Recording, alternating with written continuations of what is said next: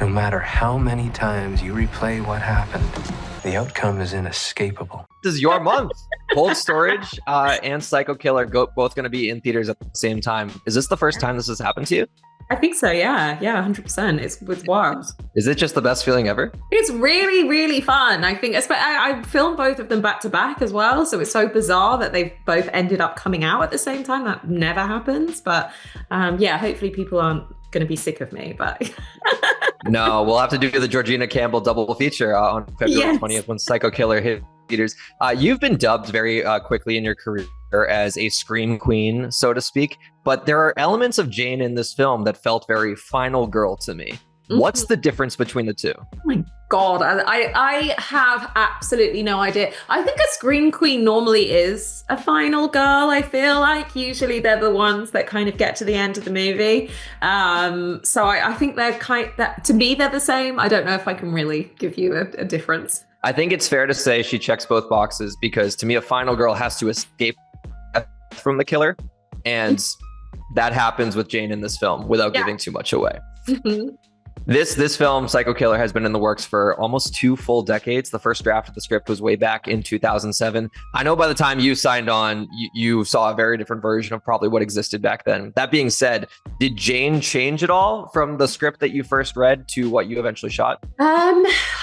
Jane didn't change that much from the beginning to the end. So in certain ways that the story was told, the structure of it definitely changed.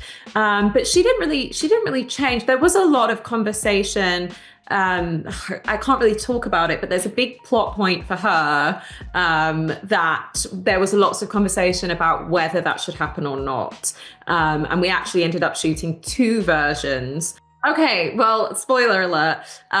There was whether she was going to be pregnant or not. That was something that was never really decided on, I think, until they got to the edit. So we did 2. We did 2 versions where she was pregnant, and we did another version where she wasn't pregnant, which was very strange to do, to be honest, because they're very different ends of the spectrum to play. Well, I will say, I feel like it gave the film all the more stakes. So I think the right decision was made. I think the right decision was made too. In the final cut. I just talked with your producer, Roy, and I picked up on a lot of parallels between the satanic slasher and Mike Myers, both physically imposing, and they defy the laws of mortality throughout both of those franchises.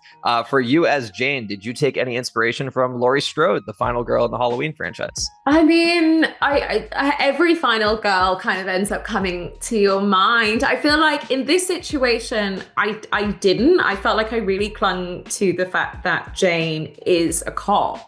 So for me, it felt very different, because that's someone that has authority, and that's someone that is meant to be good in a situation like this.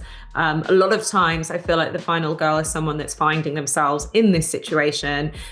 They don't necessarily have the skills, but they're learning them over the film. Whereas I feel like Jane has the skills already. So it was really enjoyable to get to play that, and to get to play someone that is trying to stop the killer rather than necessarily trying to escape him. Yeah, she's so much more than just a highway patrolman. Like, she's a detective at the end of the day. Like, the way the trajectory goes, it's awesome. I do have a very spoiler question for you that we will save until after release. We as the audience know the satanic slasher is not dead. Do you believe that Jane thinks the slasher is dead? I think she thinks the slasher is dead, for sure. I think I think that's how I saw it when we were filming it, was that she has this final moment where it's over and she now has to deal with her life and her life without her husband. So in my mind, she thinks it's done. But yeah, little does she know, he survived. Yeah, I think this is going to turn into a franchise. I need to know more about where the slasher's origins came from, and I'd also love to see what life looks like for Jane once she has her kid. Like, that would be very fun. It's like a sweet little story about Jane and her kid in Kansas. Congratulations on this film. 19 years in the making, if I'm not mistaken. The first draft of the script surfaced around 2007. At the point when you were attached to the project, How close was it to the final product we see here today?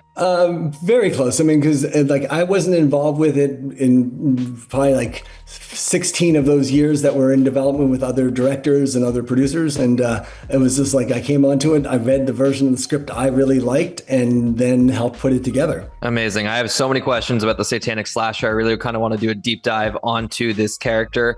Physically imposing, seemingly defies the laws of mortality. I got a lot of Mike Myers vibes from this character. Do you feel like you're making this generation's Mike Myers through the satanic slasher? We definitely were trying to create a new iconic horror villain with a very detailed backstory, which wasn't depicted in this movie. There were hints of it. We had various cuts that showed where he was coming from. Like, was he an experiment from a military base that he escaped? That's sort of like, I'm not sure if like people can fully get that, but like that's like a little hint of what the backstory of what he is and why he could be semi-indestructible. Okay, you made me perk up there because that was one of my questions. Does he have an origin story? And it sounds like at this point in time, he does. We just haven't fully seen it yet. Yes, he definitely has an origin story that Andy was writing additional scenes, teasing out how much we wanted to show in terms of like at the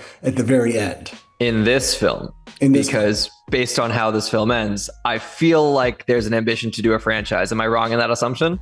That would be, yeah, because Psycho Killer is such a great title for a movie. And like you would just know, like the same way you'd be Friday the 13th, 1, 2, and 3, you'd have Psycho Killer in 1, 2, and 3. And so it's with just ways of showing more of where he came from and where he's going to go. Amazing. We got to get the song in the sequel. Well, that's something that I felt was missing from this one. But again, it's something that's ripe for anticipation if we get to do more. Another question on that note, there's a brilliant scene with the cults, if you will, the Satanists at some point. I don't know how you want to describe them, but fake Satanists or Satanists, yes. Without getting into spoilers, or if you want to get into spoilers, you can. We'll save this until after release. Does the satanic slasher have a moral compass? He does. He does. It feels like the way that scene plays out, like this is not necessarily the most black and white serial killer. There is a shade of gray that somewhere lies in between. Because he wouldn't have done what he did to those satanic cultists if he really believed they were on the right path that he was on the same path that he was on. I love that perspective. Did James, your actor, who is the physical presence of the slasher, did he also do the voice? He did. And so it's like, hopefully you'll be seeing him again. Amazing. I was going to say that voice is, it's quickly iconic. From the first line the slasher delivers in this film, I was like, oh boy, this one's going to haunt my nightmares. Roy, I have a couple off-topic questions for you here that I don't have a segue for, but we were all such big fans of the first Minecraft movie that came out last year. I know you have a release date right now of June of 2027. Do you have a production start date for this year? It starts in 2 months in April. Amazing. Okay, we're all ripe with anticipation. I know the script is heavily under wraps, but there's so many characters from the Minecraft games that we didn't get to see in the first one. Is there anything you can tease on that front? I just know that like one of the things that everyone was saying is like we have to have the Ender Dragon eventually. Okay, that on the big screen would be something special. I'll fully wrap with this. I know you're also working on the How to Train Your Dragon live action films. That first one was so special, and it was such a one-to-one of the original animation with the sequel that I believe started production in January.